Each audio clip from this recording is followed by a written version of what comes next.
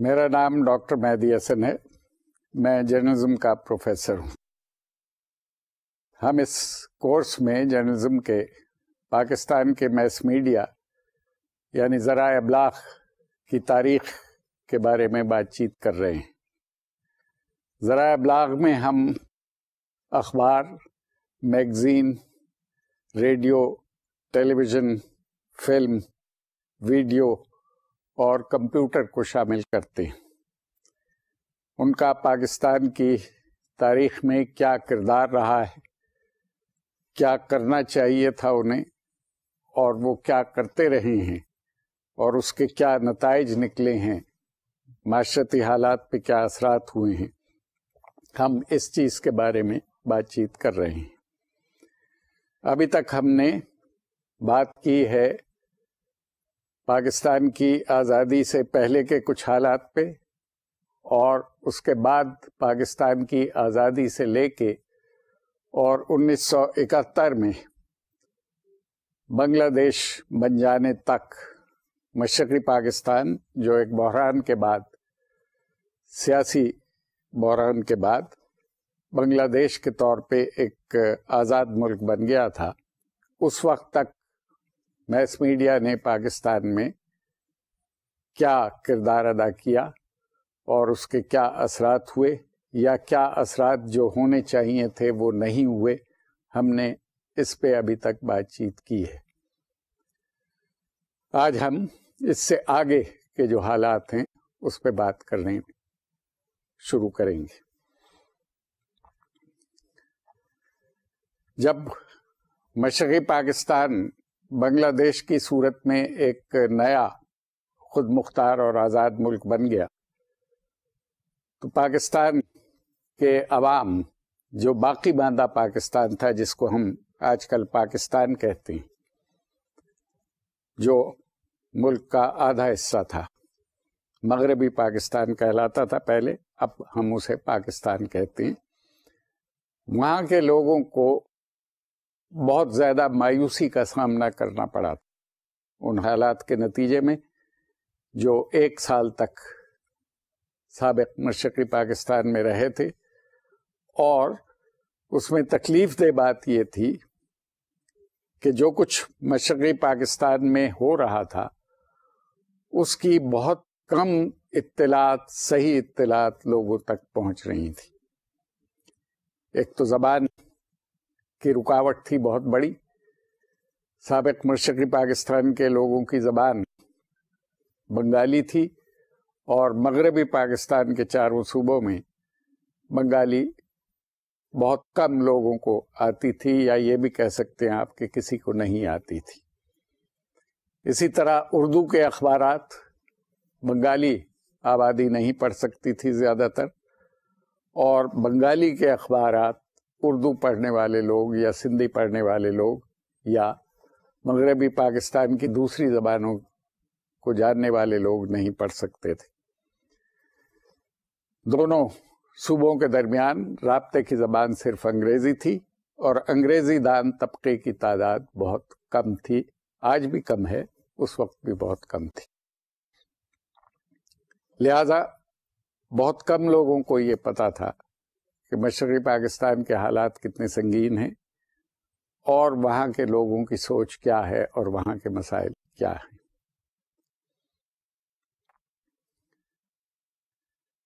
جب وہاں حکومت کو ناکامی ہو گئی، اس وقت کی حکومت کو جو اس وقت قائم تھی جنرل یحییٰ کی، تو جنرل یحییٰ کے بعض ساتھیوں نے ان پہ دباؤ ڈالا کہ وہ ناکام ہو گئے ہیں، لہذا وہ استعفیٰ دے دیں صدارت سے اور چیف مارشل لا ایڈمنسٹریٹر کے عہدے سے. ان سے استعفیٰ لینے کے بعد اقتدار پاکستان پیپلز پارٹی کے چیئرمین ذوالفقار علی بھٹو کو دینے کا فیصلہ کیا گیا، کیونکہ باقی باندھا پاکستان میں، جس کو اس وقت پاکستان کہا گیا، پیپلز پارٹی سب سے بڑی جماعت کے طور پہ ابھر کر سامنے آئی تھی 1970 کے الیکشن میں. اگر دونوں صوبوں کو دیکھا جائے تو سب سے بڑی جماعت عوامی لیگ تھی، لیکن کیونکہ مشرقی پاکستان الگ ہو گیا تھا اور عوامی لیگ کی تمام نشستیں مشرقی پاکستان سے تھیں، اس لیے باقی ماندہ پاکستان میں سب سے بڑی جماعت جو منتخب ہوئی تھی 1970 کے انتخابات میں وہ پاکستان پیپلز پارٹی تھی۔ چنانچہ اکثریتی جماعت کے طور پہ پیپلز پارٹی کو اقتدار دینے کا فیصلہ کیا گیا، اور 20 دسمبر 1971 کو ذوالفقار علی بھٹو کو چیف مارشل اور ایڈمنسٹریٹر اور صدر کے عہدے کا حلف اٹھوایا گیا۔ چیف مارشل اور ایڈمنسٹریٹر کا عہدہ بڑا عجیب لگتا ہے کہ ایک سویلین کے پاس چیف مارشل لا ایڈمنسٹریٹر کا عہدہ ہو، کیونکہ مارشل لا عام طور پہ فوج کا طرز حکومت ہوتا ہے اور مارشل لا ایڈمنسٹریٹر ہمیشہ فوجی افسران ہوا کرتے ہیں۔ لیکن اس وقت ایک مسئلہ یہ درپیش تھا کہ کیونکہ پاکستان میں کوئی آئین نہیں تھا، 1969 میں 69 میں جو ایوب خان کا بنایا ہوا آئین تھا، جو 1962 میں امپلیمنٹ کیا گیا تھا، نافذ کیا گیا تھا، وہ منسوخ کر کے یحییٰ خان نے اقتدار سنبھالا تھا اور مارشل لا ایڈمنسٹریٹر کے طور پہ اقتدار سنبھالا تھا، لہذا مارشل لا ایڈمنسٹریٹر کے طور پہ ہی اگلے آدمی کو اقتدار دیا جا سکتا تھا۔ اس دور میں سب سے اہم جو واقعات ہوئے، 5 سال رہا پیپلز پارٹی کا یہ دور، اس میں ایک واقعہ تو بہت اہم پاکستان کا یہ فیصلہ تھا کہ وہ نیوکلیئر ٹیکنالوجی پہ عبور حاصل کرے گا اور اگر ضرورت پڑی تو ایٹمی ہتھیار بنائے گا۔ دوسرا اہم واقعہ اس دور میں لاہور کے مقام پہ اسلامی سربراہی کانفرنس کا انعقاد تھا، جو ایک بہت کامیاب کانفرنس تھی، جس میں مسلمان ملکوں کے سربراہوں کا ایک غیر معمولی اتحاد دیکھنے میں آیا تھا۔ تیسرا اہم واقعہ 1977 کے انتخابات تھے، جو پاکستان پیپلز پارٹی کی حکومت نے کرائے، اور اپوزیشن کی طرف سے ان انتخابات میں دھاندلی کا الزام لگا کے متحدہ اپوزیشن، جس نے پی این اے کے نام سے یا قومی اتحاد کے نام سے ایک الائنس قائم کیا تھا، ایک اتحاد قائم کیا تھا، اس کی ایک بہت بڑی ایجیٹیشن ایک اہم واقعہ تھی، اور اس ایجیٹیشن کے دوران ہی مارشل لا لگا تیسری بار پاکستان میں، اور جنرل ضیاء الحق نے بطور مارشل لا ایڈمنسٹریٹر کے اقتدار سنبھال لیا اور پیپلز پارٹی کی حکومت ختم ہو گئی۔ تو یہ جو واقعات ہیں، ان کے دوران، ان تمام حالات میں پاکستان کا میس میڈیا کیا کردار ادا کرتا رہا اور اس کے کیا اثرات معاشرے پہ پڑے، یا معاشرے کے جو رویے تھے ان کا کیا اثر میس میڈیا پہ پڑا، ذرائع ابلاغ پہ پڑا، آج ہم اس پہ بات کر رہے ہیں۔ سب سے اہم مسئلہ جو درپیش تھا پیپلز پارٹی کی حکومت کو اقتدار سنبھالنے کے بعد، ویسے تو بہت سے مسائل درپیش تھے، اقتصادی صورتحال بہت مخدوش ہو گئی تھی، خزانہ بالکل خالی تھا، ہندوستان کی فوجیں پاکستان کی سرحد پہ بیٹھی ہوئی تھی، 93,000 کے قریب پاکستان کے فوجی ہندوستان کی قید میں تھے، پریزنر آف وار کے طور پہ، جنہیں وہ مشرقی پاکستان سے ہندوستان لے گیا تھا، اور پاکستان کی ساکھ بیرونی دنیا میں بہت بری طرح متاثر ہوئی تھی۔ ان مسائل کے ساتھ ساتھ جو ایک زیادہ اہم اور زیادہ بڑا مسئلہ درپیش تھا، وہ پاکستان کے عوام کا حوصلہ بلند کرنے کا مسئلہ تھا، کیونکہ باقی مسائل پہ قابو پایا جا سکتا ہے اگر عوام میں حوصلہ ہو، ان میں اعتماد ہو، اور انہیں یقین ہو کہ وہ اپنے حالات کو بہتر کر سکتے ہیں، تو مشکل سے مشکل حالات سے قومیں عہدہ برا ہو جایا کرتی ہیں۔ پاکستان کے مستقبل کے بارے میں اس وقت 20 دسمبر 1971 کے فوراً بعد عوام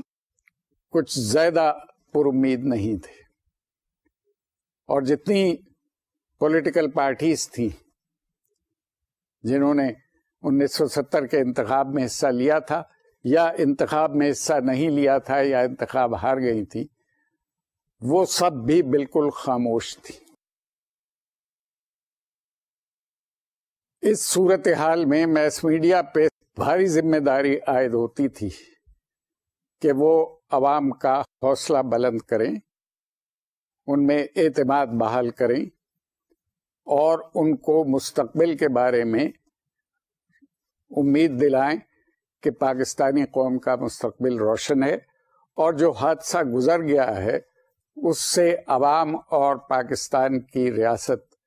مکمل طور پہ عہدہ برا ہونے کی اہلیت رکھتی ہے۔ اگر ہم اس زمانے کے اخبارات کا، ٹیلی ویژن کا اور ریڈیو کا تجزیہ کریں تو ہم اس نتیجے پہ پہنچتے ہیں کہ یہ کام پاکستان کے ذرائع ابلاغ نے بہت اچھی طرح کیا،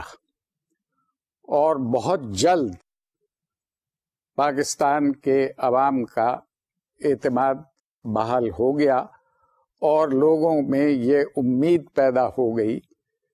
کہ پاکستان ایک مضبوط، کامیاب اور قابل عمل ریاست ہے، اور پاکستان کے ذرائع ابلاغ نے ہندوستان کے اس پروپیگنڈے کی بہت کامیابی سے نفی کی کہ وہ نظریہ، جس نظریے پہ پاکستان قائم ہوا تھا، دو قومی نظریہ، وہ مشرقی پاکستان کی علیحدگی کے بعد وہ نظریہ ختم ہو گیا ہے۔ یہ ہندوستان کا موقف تھا، اور اس کا بھرپور انداز سے پروپیگنڈا کر رہے تھے وہ۔ اس وقت کی ہندوستان کی وزیر اعظم اندرا گاندھی نے یہ کہا تھا اپنے بیان میں بڑے فخر کے ساتھ کہ ہم نے دو قومی نظریہ جو ہے اسے خلیج بنگال میں غرق کر دیا ہے۔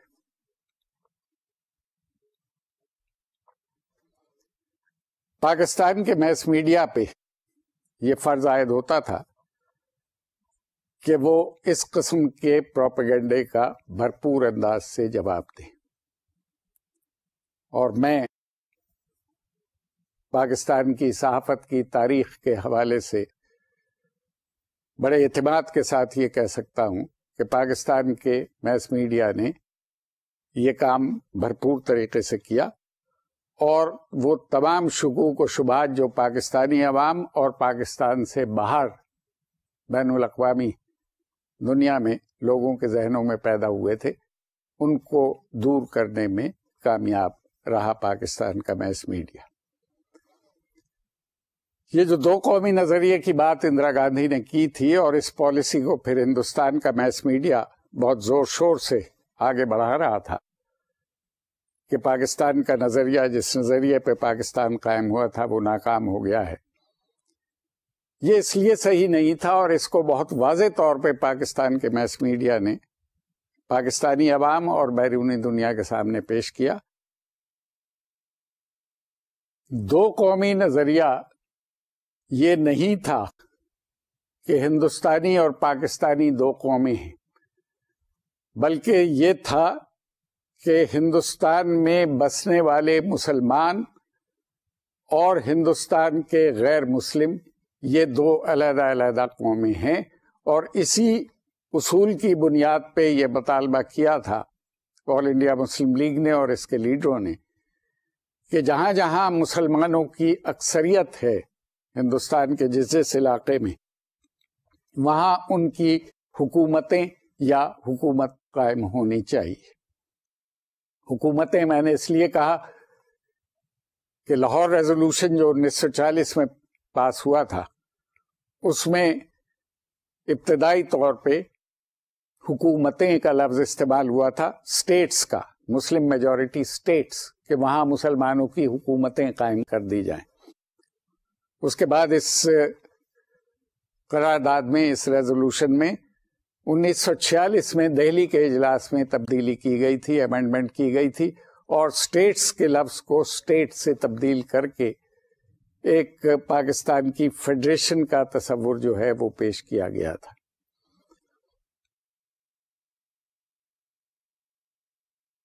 تو اگر تو پاکستان کے نام سے دوسری قوم کا مطالبہ کیا گیا ہوتا تو پھر شاید اس میں وزن ہوتا جو کچھ اندرا گاندھی کہہ رہی تھیں یا جو کچھ ہندوستان کا میس میڈیا کہہ رہا تھا. لیکن پاکستان کا لفظ تو بہت آخری سٹیج پہ پاکستان کی تحریک کے استعمال ہونا شروع ہوا. اس کا ثبوت ہمارے پاس یہ ہے کہ جس قرارداد کی بنیاد پہ پاکستان قائم ہوا تھا 1940 کی لاہور کی قرارداد، جس کو آج کل ہم قرارداد پاکستان کہتے ہیں، اس میں لفظ پاکستان ایک بار بھی استعمال نہیں ہوا تھا، بلکہ اس میں یہی کہا گیا تھا کہ جہاں مسلمانوں کی اکثریت ہے وہاں مسلمانوں کی حکومتیں قائم کر دی جائیں.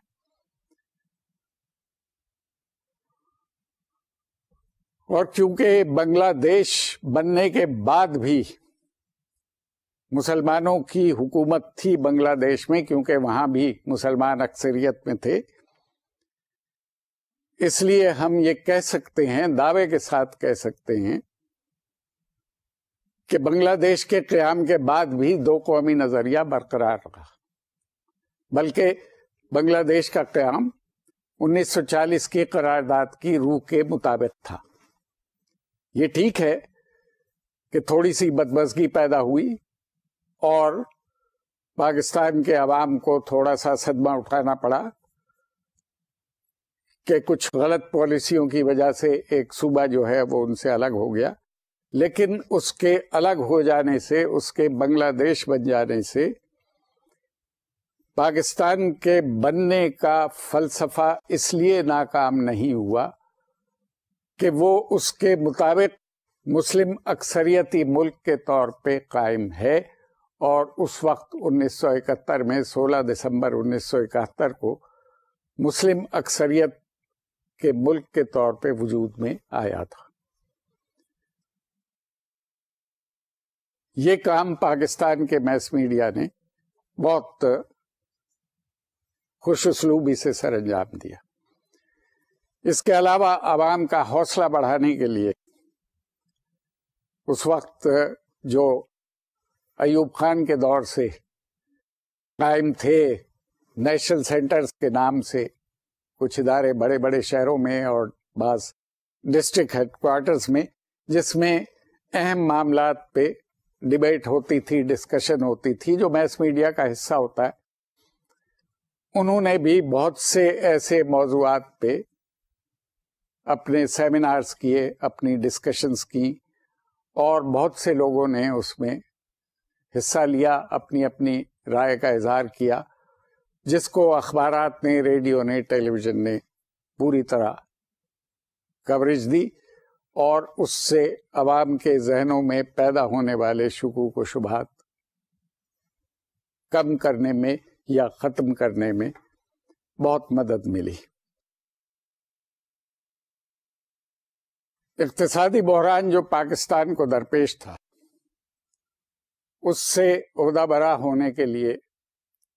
کچھ تو پاکستان کے بیرونی دوستوں نے، خاص طور پہ کچھ مسلم ممالک نے، جن میں لیبیا سر فہرست تھا، سعودی عرب تھا، انہوں نے بھرپور مدد کی پاکستان کی، اور پاکستان میں جو بحران پیدا ہو گیا تھا اقتصادی اور معاشی، اس کو اس امداد سے ختم کرنے میں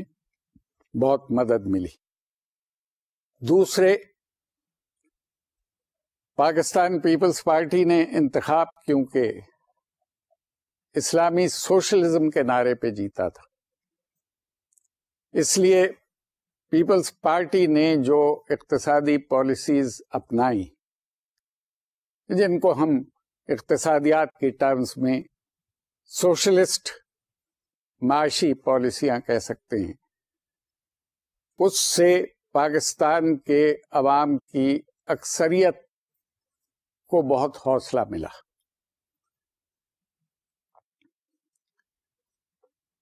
اس نقطے کی میں تھوڑی سی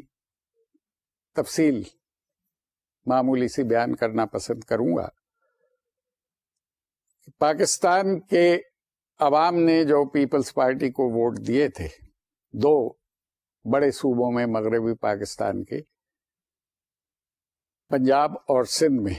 یہ دونوں صوبے ایسے تھے اس وقت 1970 میں کہ جہاں جاگیرداری نظام اور سرمایہ داری نظام زیادہ نمایاں تھا، اور یہیں پہ پاکستان پیپلز پارٹی کو اپنے سوشلسٹ اقتصادی پروگرام کی وجہ سے کامیابی حاصل ہوئی، اور بہت بڑی کامیابی حاصل ہوئی تھی۔ تو جب پیپلز پارٹی نے سوشلسٹ معاشرتی اور اقتصادی پالیسیوں کی طرف قدم بڑھایا، اور جو بڑے صنعتی یونٹ تھے ان کو قومی ملکیت میں لیا، تو اس سے پاکستان کے مزدوروں اور پاکستان کے کسانوں کا حوصلہ بلند ہوا۔ کسانوں کا حوصلہ لینڈ ریفارمز کی وجہ سے، اور مزدوروں کا حوصلہ بڑی صنعتوں کو قومی ملکیت میں لینے سے، ان کو نیشنلائز کرنے سے بلند ہوا۔ انہیں یہ اقدامات پسند آئے، اور جب کسی حکومت کو اپنی پالیسیوں کے لیے عوام کی حمایت میسر آ جائے تو پھر عوام کا حوصلہ خود بخود بلند ہو جاتا ہے۔ اس سے بھی اقتصادی بحران پہ شروع میں قابو پانے میں بہت مدد ملی، کیونکہ مزدور اور کسان مطمئن ہوئے ان پالیسیوں کی وجہ سے۔ اگرچہ آج کل دنیا میں اس نظام کو ایک ناکام نظام سمجھا جاتا ہے، اور اس میں بہت سے سوشلسٹ ملکوں میں جو اصلاح کی تحریکیں ہیں وہ چل رہی ہیں، اس نظام میں اصلاح کی تحریکیں، اور اس میں تبدیلیاں کی جا رہی ہیں وقت کے مطابق اور زمانے کے مطابق۔ لیکن ہم جس دور کا ذکر کر رہے ہیں اس دور میں ابھی یہ نظام جو ہے وہ ایک کامیاب اور غریب لوگوں میں مقبول نظام کے طور پہ متعارف تھا، اور ابھی وہ زمانہ نہیں آیا تھا کہ یہ کہا جائے کہ یہ نظام ناکام ہو گیا ہے۔ اس لیے یہ نظام، اس کے کچھ اقدامات کرنے سے پاکستان کے عوام کا حوصلہ جو تھا وہ بلند کرنے میں مدد ملی۔ انہوں نے یہ سوچا کہ شاید ان کی حالت بہتر ہوگی ان اقدامات سے۔ یہ اقتصادی بحران پہ قابو پانے کے اقدامات تھے۔ تیسرا بہت بڑا واقعہ پاکستان میں دوسری اسلامی سربراہی کانفرنس کا انعقاد تھا جو لاہور میں ہوئی۔ یہ ایک بہت اہم واقعہ تھا، اس کی دو وجوہ تھیں اس کے اہم ہونے کی۔ اس کی اہمیت کی پہلی وجہ تو یہ تھی کہ یہ سربراہ کانفرنس، جس میں 40 مسلمان ملکوں میں سے، اس وقت 40 ملک ہوتے تھے، آج کل زیادہ ہیں، 39 نے سربراہ کی سطح پر اس میں شرکت کی تھی۔ صرف ایران کے بادشاہ رضا شاہ پہلوی اس کانفرنس میں شریک نہیں ہوئے تھے، انہوں نے اپنا وزیر خارجہ بھیجا تھا۔ باقی تمام مسلمان ملکوں کے سربراہ اس کانفرنس میں شریک ہوئے تھے۔ اور یہ کانفرنس مصر کے اسرائیل پر جنگ میں ایک فتح کے بعد منعقد ہوئی تھی لاہور میں، جس کو اکتوبر 1973 کی جنگ کہا جاتا ہے۔ اس کی خاص بات اس جنگ کی یہ تھی کہ 1948 میں اسرائیل کے قیام کے بعد سے اور 1973 تک یہ واحد ایسی جنگ تھی جس میں مسلمان ملکوں کو یا مسلمان ملک کو اسرائیل کے خلاف فوجی کامیابی حاصل ہوئی تھی۔ آپ کو معلوم ہوگا کہ 1967 کی جنگ میں 67 کی اسرائیل اور عربوں کی جنگ میں جو 6 دن جاری رہی تھی، اسرائیل نے عربوں کے بہت سے علاقوں پہ قبضہ کر لیا تھا، جن پہ قبضہ 1967 سے لے کے اور آج 2005 تک وہ قبضہ برقرار ہے۔ اردن کے مغربی کنارے پہ دریائے اردن کے انہوں نے قبضہ کیا،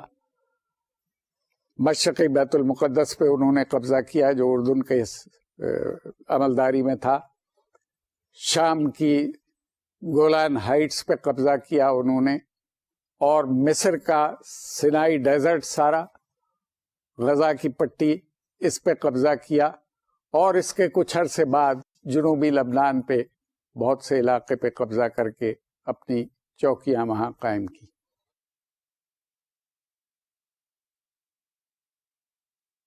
تو 1967 کی جنگ سے لے کے 1973 تک نہر سویز جو مصر میں واقع ہے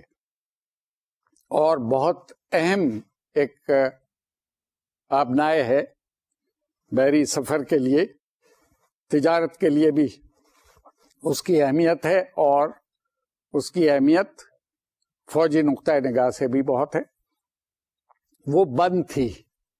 کیونکہ نہر سویز کے ایک کنارے پہ اسرائیل کی فوجیں بیٹھی ہوئی تھیں اور دوسرے کنارے پہ مصر کی فوجیں تھیں، لہذا نہر سویز 6 سال سے استعمال نہیں ہو رہی تھی بحری سفر کے لیے۔ ایجپٹ کے لیے، مصر کے لیے نہر سویز آمدنی کا بھی بہت اہم ذریعہ ہے۔ تو 1973 میں اکتوبر کے مہینے میں مصر کی فوجوں نے ایک غیر متوقع حملہ کر کے اسرائیل کی فوج پہ ان کو پیچھے دھکیل دیا اور نہر سویز خالی کرنے میں کامیاب ہوئے۔ اس سے مسلمان ملکوں کا، خاص طور پہ عرب ملکوں کے عوام کا حوصلہ بہت بلند ہوا، اور انہوں نے یہ سوچا کہ اسرائیل کوئی ایسا ملک نہیں ہے جس کو فوجی لحاظ سے شکست نہیں دی جا سکتی، وہ اس کو شکست دینے میں کامیاب بھی ہو سکتے ہیں۔ اور زیادہ اہم بات یہ ہوئی کہ اس جنگ کے دوران تیل پیدا کرنے والے تمام مسلمان ملکوں نے یہ فیصلہ کیا متفقہ کہ وہ اسرائیل کے دوست مغربی ملکوں کو تیل نہیں دیں گے، جس کو ہم تاریخ میں آئل امبارگو کے نام سے جانتے ہیں، پہچانتے ہیں۔ یہ بائیکاٹ تیل پہ پابندی مغربی ملکوں کو جو اسرائیل کے دوست ہیں اور دوست تھے، اتنا کامیاب تھا کہ مغربی یورپ کے تمام صنعتی ملکوں میں تشویش کی لہر دوڑ گئی اور باقاعدہ بحران کا شکار ہو گئے یہ سب ملک، کیونکہ ان کی تمام تر دار و مدار انرجی کا مشرق وسطیٰ سے آنے والے تیل پہ ہوتا ہے۔ جب اس تیل پہ پابندی لگی تو ان ملکوں میں واقعتاً اندھیرا ہو گیا اور ان کو روزمرہ زندگی میں بھی بہت سے مسائل کا سامنا کرنا پڑ گیا۔ 30-30, 40-40, 50-50 منزل کی بلند عمارتوں میں لفٹ بند ہو گئی، ایسکیلیٹرز بند ہو گئے. سردیوں کا زمانہ تھا، بغیر وارمنگ کے سسٹم کے، ہیٹنگ سسٹم کے بغیر گزارا نہیں ہوتا. یورپ میں سخت سردی پڑتی ہے، ان کے یہ ہیٹنگ سسٹم بند ہو گئے، گرم پانی ملنا بند ہو گیا لوگوں کو. تو یہ تمام مسائل ایسے تھے کہ جس کی وجہ سے باقاعدہ ایک کرائسس کا سامنا کرنا پڑا مغربی ملکوں کو. اور اس بلند حوصلے کے ساتھ لاہور میں 1974 میں 40 اسلامی ملکوں کے نمائندے جمع ہوئے تاکہ مسلمان ملکوں کے مسائل پہ بات کر سکیں، اور انہوں نے تمام فیصلے اس کانفرنس کے دوران متفقہ طور پہ کیے، جو مسلمان ملکوں کے مخالفین کو، مغربی ملکوں کے جو مخالف ملک تھے، ان کو کچھ زیادہ پسند نہیں آیا یہ اتفاق مسلمان ملکوں کا اور یہ اتحاد مسلمان ملکوں کا. بعض مورخین اور مبصرین کا کہنا یہ ہے کہ اس سے پہلے مسلمان ملکوں کے درمیان ایسا اتحاد پہلے کبھی دیکھنے میں نہیں آیا تھا.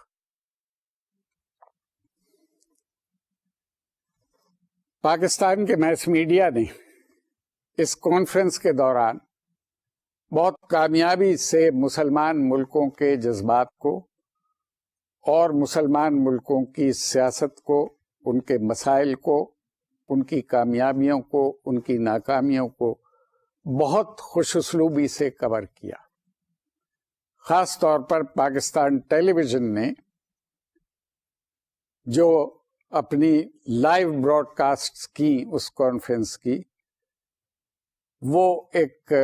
نئے باب کا اضافہ تھا پاکستان ٹیلی ویژن کی تاریخ میں، اور اس میں بہت سی زبانیں بھی استعمال کی گئیں ٹیلی ویژن میں جو اس سے پہلے پاکستان ٹیلی ویژن پہ استعمال نہیں ہوئی تھی. مثلا فرینچ کی براڈ کاسٹ بھی ہوئی کیونکہ بہت سے عرب ملکوں میں دوسری زبان عربی کے علاوہ فرینچ،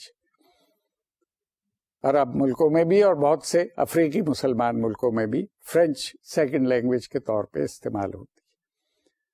عربی کی باقاعدہ نشریات اس دور میں ہوتی رہیں، ترجمہ کرنے والوں کا انتظام کیا گیا تھا، اور وہ باقاعدہ ٹیلی ویژن پہ فرینچ کی اور عربی کی اور انگریزی کی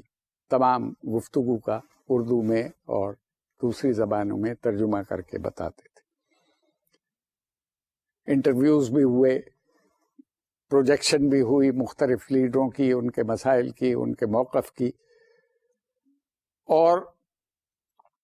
اسی کانفرنس کے دوران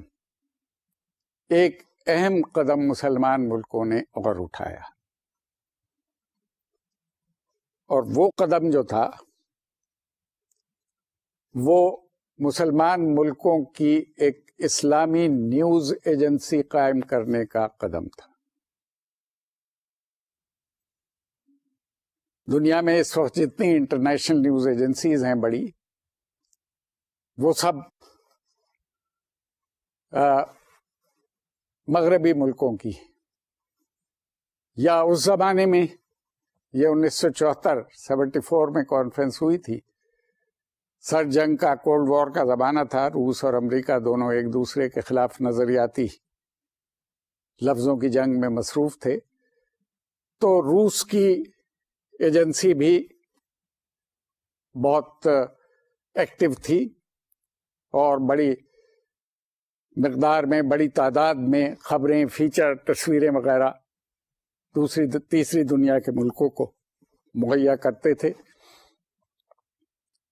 لیکن زیادہ انفلوئنس تمام دنیا کے غیر ترقی یافتہ ملکوں پہ مغربی ملکوں کے نیوز ایجنسیز کا ہے. اس وقت بھی تھا اور 21ویں صدی میں بھی یہی انفلوئنس برقرار ہے. ہم دیکھتے ہیں کہ تمام بیرونی دنیا کی خبریں ان مغربی ایجنسیوں کے ذریعے سے ہمارے اخبارات میں اور باقی دنیا کے تیسری دنیا کے ملکوں کے اخبارات میں شائع ہوتی ہیں، ان کے ٹیلی ویژن پہ نشر کی جاتی ہیں، ان کے ریڈیو پہ نشر کی جاتی ہیں۔ اسی طرح انہی مغربی ممالک کے ٹیلی ویژن براڈ کاسٹ اور ان کی ریڈیو براڈ کاسٹ سروسز تمام دنیا میں سنی جاتی ہیں۔ میں آپ کو یہاں یہ بتاتا چلوں کہ بی بی سی کی ریڈیو سروس اور voice of America,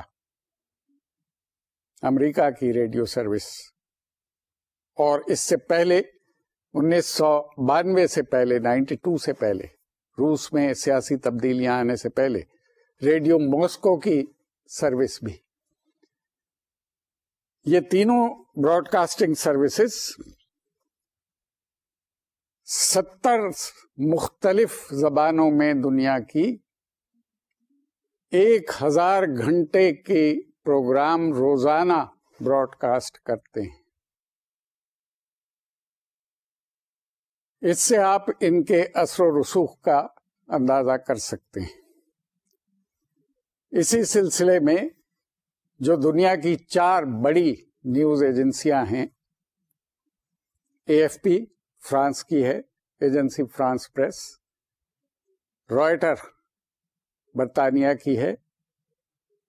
U P I United press international امریکہ کی ہے، اور اے پی اے جس کو اے پی بھی کہا جاتا ہے، ایسوسیٹڈ پریس،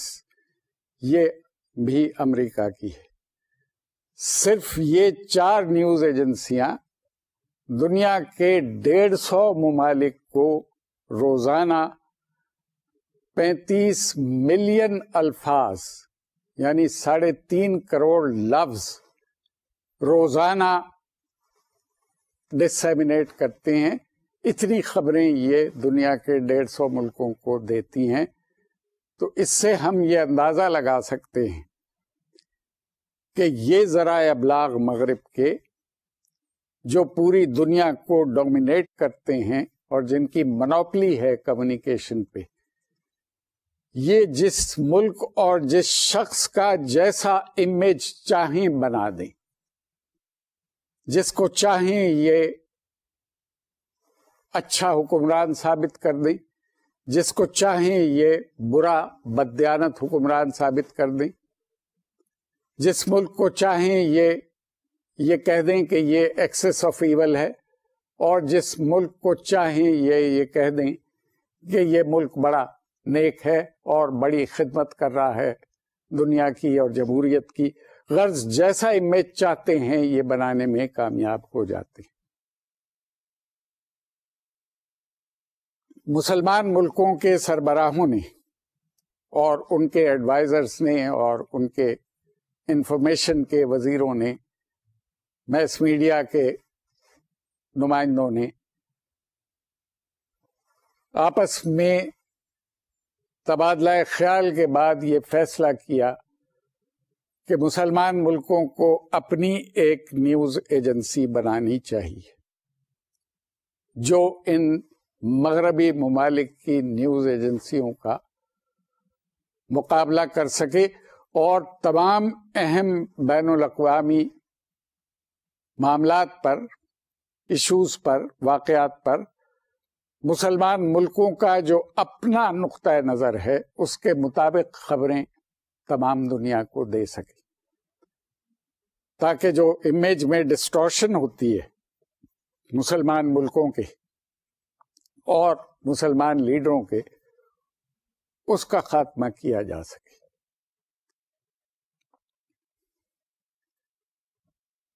یہ فیصلہ کرنے کے بعد ایک ایجنسی کا نام بھی رکھ دیا گیا، اسلامک انٹرنیشنل نیوز ایجنسی کے نام سے ایک ایجنسی لانچ کر دی گئی۔ اس کا ہیڈ کوارٹر جدہ میں بنا دیا گیا اور مختلف مسلمان ملکوں نے اس کے فائنانسز کے لیے اپنے اپنے حصے کے پیسے جو تھے وہ پول کر کے، جمع کر کے ایک بہت بڑا فنڈ جو ہے وہ بھی قائم کر دیا، اور یہ وعدہ کیا کہ وہ ہر سال اس ایجنسی کی کامیابی کے لیے فنڈز مہیا کرتے رہیں گے۔ یہ فنڈ ان ملکوں نے زیادہ دیے جو مسلمان امیر ملک تھے، جن کے پاس تیل کی دولت تھی اور تیل کے پیسے تھے، مثلاً کویت نے، سعودی عرب نے اور لیبیا نے سب سے زیادہ پیسے اس فنڈ میں دیے۔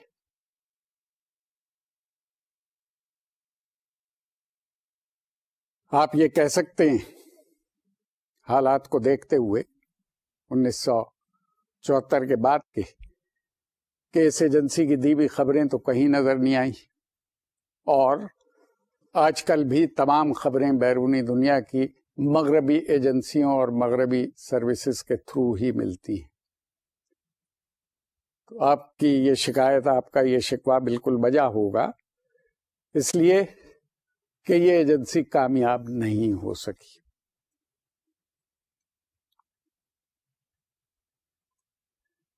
اس کی ناکامی کی ایک بڑی وجہ یہ تھی کہ کسی ذریعہ ابلاغ کو کامیاب ہونے کے لیے، خاص طور پہ نیوز کے حوالے سے، اور نیوز ایجنسی کا کام کیونکہ نیوز دینا ہوتا ہے، ٹیلی ویژن پہ تو اور پروگرام بھی ہوتے ہیں، تفریح کے پروگرام بھی ہوتے ہیں، ڈاکومنٹریز بھی ہوتی ہیں، فلم بھی ہو سکتی ہیں، اور چیزیں بھی ہوتی ہیں، لیکن نیوز ایجنسی تو صرف خبروں کی بنیاد پہ کامیاب ہوتی ہے۔ تو خبروں کے سلسلے میں ایک مسئلہ یہ درپیش رہا، اینا کو، ہم IINA کو اینا کے نام سے جانتے ہیں، انٹرنیشنل اسلامک نیوز ایجنسی، کہ وہ مسلمان ملکوں کے باہمی جو سیاسی اختلافات ہیں ان کے ہوتے ہوئے نیوز پالیسی کون سی اپنائے۔ اگر ایک پالیسی اپنائیں گے تو وہ کسی دوسرے ملک کو ناپسند ہوگی، اگر اس ملک کی پسندیدہ پالیسی اپنائیں گے تو وہ کسی تیسرے ملک کو ناپسند ہوگی۔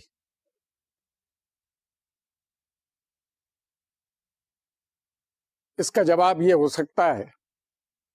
کہ جی آپ کسی ملک کے آئیڈیالوجی کو یا فلسفے کو ذہن میں نہ رکھیں، اس کے سیاسی موقف کو ذہن میں نہ رکھیں،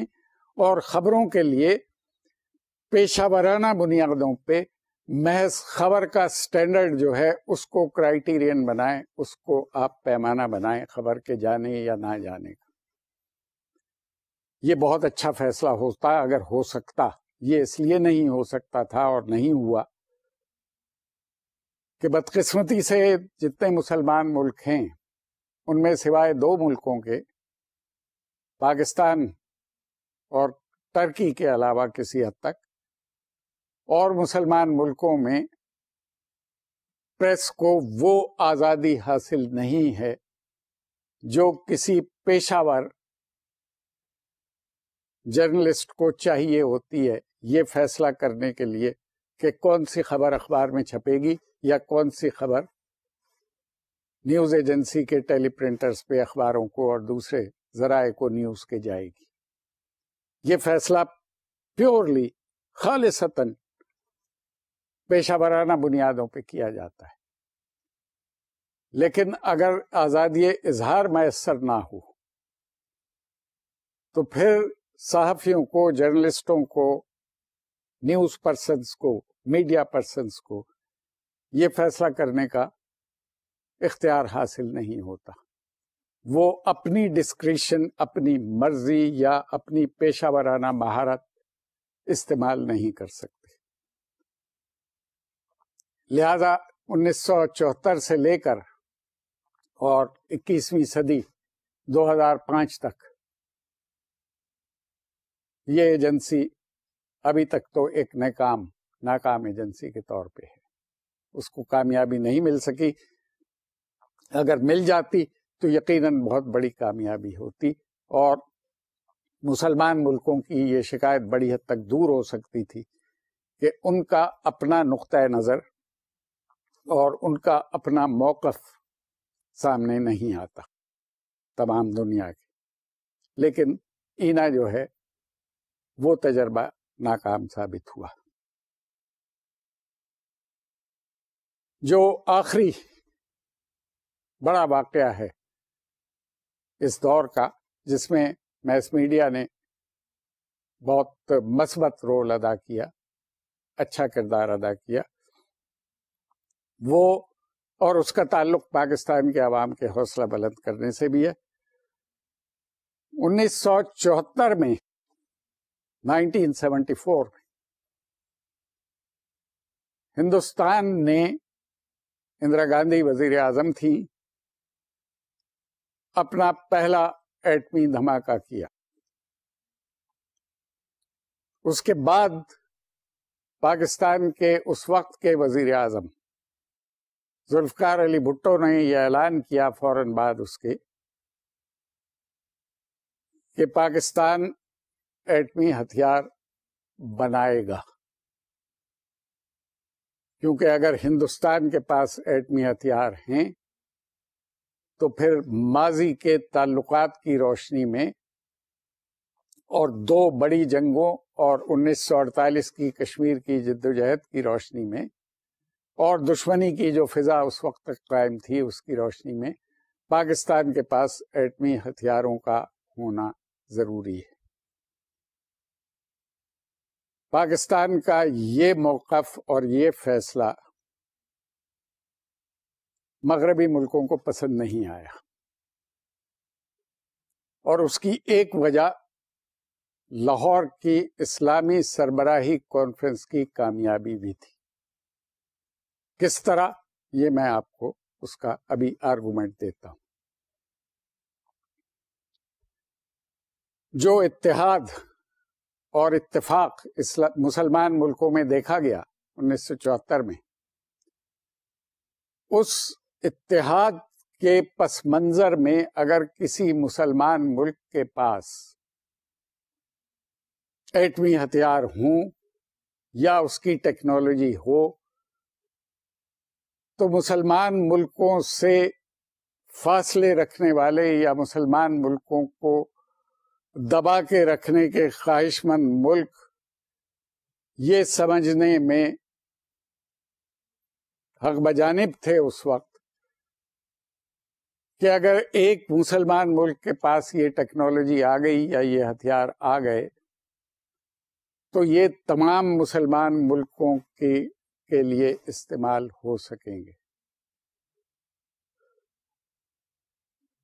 اس سے ایک مغربی دنیا کے دباؤ سے پاکستان میں ایک باقاعدہ بحران پیدا ہوا، اور پاکستان کے میس میڈیا نے یہ کنونس کرنے کی کامیاب کوشش کی لوگوں کو، پاکستان کے عوام کو اور بیرونی دنیا کے لوگوں کو، کہ اگر ہندوستان کے پاس ایٹمی ہتھیار ہوں گے یا اور کوئی تباہی پھیلانے والے ہتھیار ہوں گے تو جو تعلقات کی نوعیت ہے دونوں ملکوں میں، اس میں پاکستان یقیناً مجبور ہوگا کہ وہ بھی اس کے جواب میں ویسے ہی ہتھیار تیار کرے. ویسے بھی پاکستان کا یہ موقف تھا کہ بنگلہ دیش بن جانے کے بعد پاکستان آدھا رہ گیا تھا، اس کے بعد جو پہلے بیلنس آف پاور تھا 1 اور 5 کا ہندوستان اور پاکستان کا، وہ اب بڑھ کے 1 اور 8 کا تناسب ہو گیا تھا. تو پاکستان کے اسٹریٹجسٹس کا یہ خیال تھا کہ بغیر ایٹمی ہتھیاروں کے وہ اپنے آپ کو محفوظ نہیں سمجھ سکیں گے. اس بنیاد پہ جب بھرپور طریقے سے پاکستان نے اس پالیسی کو فالو کرنا شروع کیا تو مغرب نے بھی اس کی اسی انداز سے مخالفت شروع کی. پاکستان کے میس میڈیا نے، خاص طور پہ اخبارات نے اور میگزینز نے، اس مہم کا مغرب کی بھرپور طریقے سے جواب دیا اور کامیاب جواب دیا. اور میں سمجھتا ہوں کہ یہ اسی مہم کا نتیجہ ہے جو آج تک جاری ہے پاکستان کے میس میڈیا میں، کہ پاکستان کے عوام کی اکثریت باوجود بہت سے ایسی لابیز کے اس مہم کے اور تحریک کے کہ ایٹمی ہتھیار بہت خطرناک چیز ہیں، انسانیت کے خلاف ہیں، پاکستان کے پاس نہیں ہونے چاہیے، دنیا کے کسی ملک کے پاس نہیں ہونے چاہیے اور پاکستان کے پاس بھی نہیں ہونے چاہیے، اس تمام کیمپین کے باوجود پاکستان کے عوام کی غالب اکثریت جو ہے وہ پاکستان کے اس فیصلے کو اور اس وقت کی 1974 میں جب یہ فیصلہ کیا گیا اور اس پہ کام شروع کیا گیا، اس وقت کی پیپلز پارٹی کی حکومت کو اور اس وقت کے وزیر اعظم ذوالفقار علی بھٹو کو اس فیصلے پر وہ ابھی تک خراج تحسین پیش کرتے ہیں اور اس کو پسند کرتے ہیں تاریخی لحاظ سے۔ تو یہ ساری فضا جو ہے میس میڈیا کی بنائی ہوئی ہے، اور انہوں نے کامیاب طریقے سے لوگوں تک یہ بات پہنچائی کہ پاکستان کو کیوں ان ہتھیاروں کی ضرورت محسوس ہوئی، حالانکہ یہ پاکستان کی معیشت پہ ایک بوجھ بھی تھا اور بین الاقوامی سطح پر بہت سے ملکوں کی ناراضگی کا سبب بھی بنا۔ اس کے بعد کیا ہوا یہ ہم اگلے ڈسکشن میں، اگلے سبق میں اس کو مزید آگے بڑھائیں گے۔